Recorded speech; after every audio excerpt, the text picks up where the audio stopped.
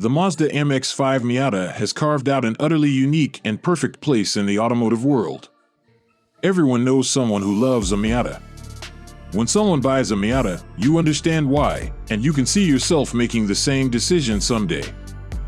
The 2023 Miata receives a brand new color and a hefty $750 increase compared to the previous model.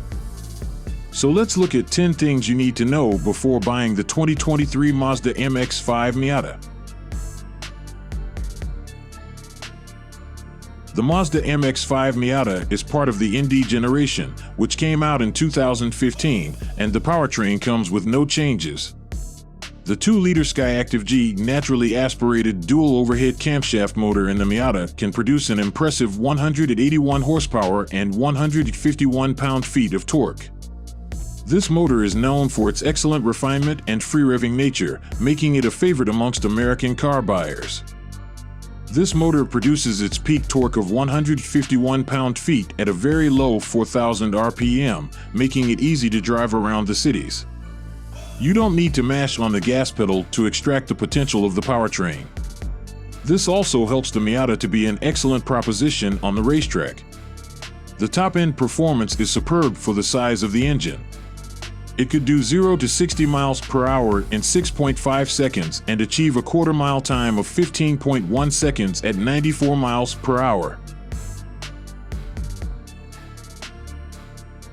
The Mazda MX-5 Miata is quite synonymous with its driving experience, and one of the main reasons for that is the slick-shifting 6-speed manual gearbox that comes as standard. The gearing is spot on, with adequately short initial gears and a long 6th gear, making it decent in both cities and highways. The transmission has a positive shift feel, and the gears fall in with ease. There is also an optional 6-speed automatic transmission. This automatic transmission is also fast and doesn't disappoint the overall driving experience. The kickdowns are reasonably fast, and being a torque converter unit, it is also very smooth. What makes the Mazda MX-5 Miata one of the most preferred monikers of the segment has to be the excellent handling of the car offer. The chassis and suspension of the Miata are well calibrated, and hence the driving experience is easily next to none, even when considering the excellent rivals.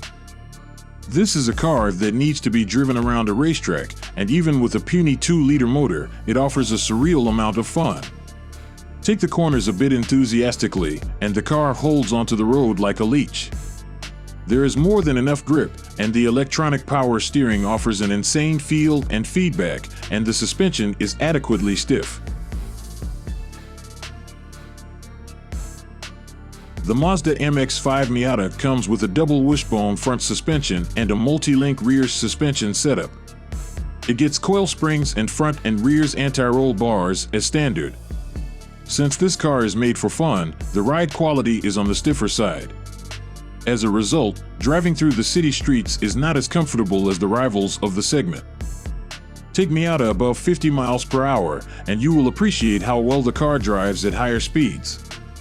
There is no pitching and bobbing, and the passengers will have a very comfortable traveling experience, and the highway stability is excellent.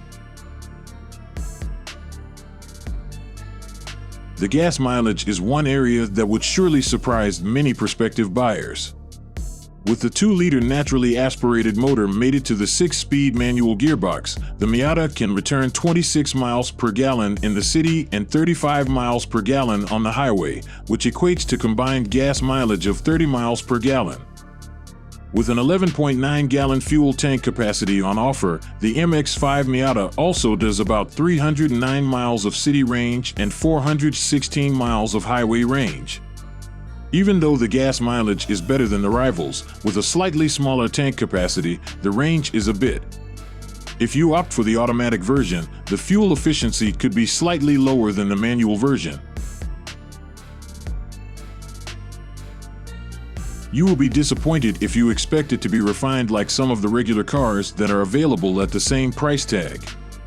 This is a 2-seater sports car, hence, the refinement level is surely a notch below other normal sedans and hatchbacks.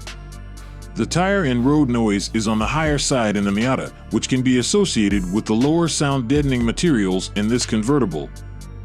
Even for the RF version, which gets a roof, the sound insulation leaves a lot to be desired. Apart from that, the engine gets loud at the higher revs, and that might turn away a few prospective buyers. Even the interior quality is not the best of the lot. Available for a base price of $28,050, the Mazda MX-5 Miata is the cheapest offering in the segment. This base sport trim also manages to get a reasonably long list of the interior, exterior, and safety features, making it a value-for-money proposition. The much-needed features such as LED headlights, LED taillights, touchscreen infotainment with Apple CarPlay and Android Auto, and many more come as standard. The design looks striking from all angles, and that is one of the biggest unique selling propositions of this vehicle. Coming in both convertible and coupe versions, the Miata looks very clean when viewed from the front, with sharp hood lines, a well-sculpted bumper, and handsome-looking LED headlights. The side looks relatively plain, and what helps it stand apart is the beautifully crafted 17-inch metallic black aluminum alloy wheels.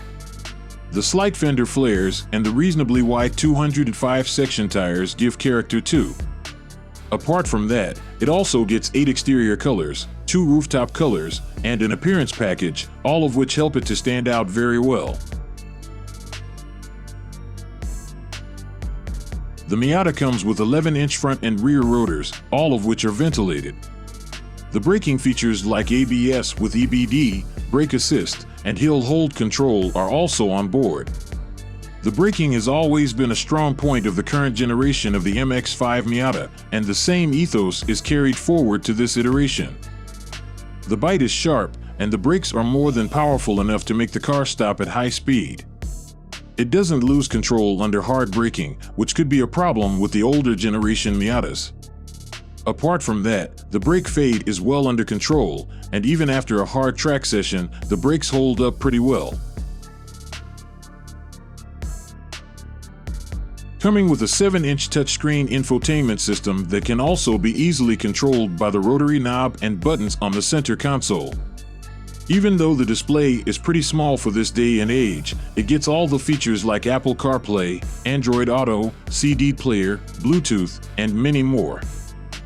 The interface is pretty slick, and there aren't any noticeable lags and stutters with the user interface. The display is reasonably bright and has good viewing angles. Regarding the audio experience, the Bose 9-speaker audio system turned out to be pretty good.